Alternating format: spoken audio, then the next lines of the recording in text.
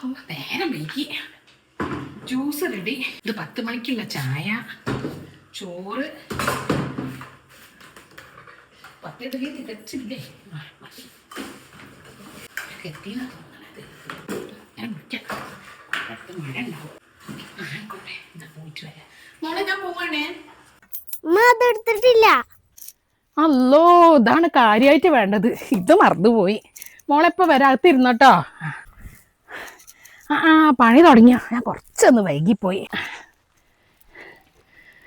ഇവിടെ മതി. അല്ലാ, എൻ്റെ കാലിലേ ചെറിയൊരു വേദന. ഞാൻ കുറച്ചു നേരം ഒന്ന് ഇരിക്കട്ടെ കേട്ടോ. നോക്കിക്കണ്ട് വേ പണിയാണ്ട് തീർത്തോടിയായി.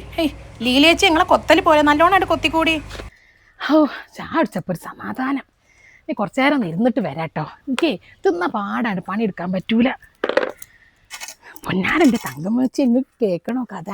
നമ്മളെ സുകുമാരൻ്റെ മോള് ലക്ഷ്മിയില്ലേ, ഓള് ബാംഗ്ലൂരിൽ എന്തോനോ പഠിക്കുക. ഇപ്രാവശ്യം ഓള് വന്ന വരവ് കാണണം. ഇത്രയുള്ള ട്രൗസർ ഇട്ടിട്ട് എൻ്റെ തേയ അങ്ങോട്ട് പുളിച്ച് പോയി.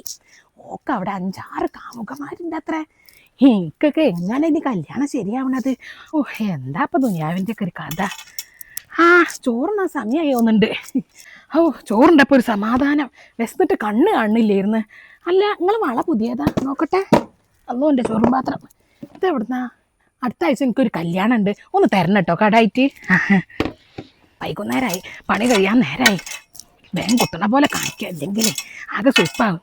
ഇപ്പം ഞാൻ പണിയെടുത്തില്ല എന്നായിരിക്കും ഓരോരുത്തരെ കുറ്റം. വേഗം കുത്തട്ടെ.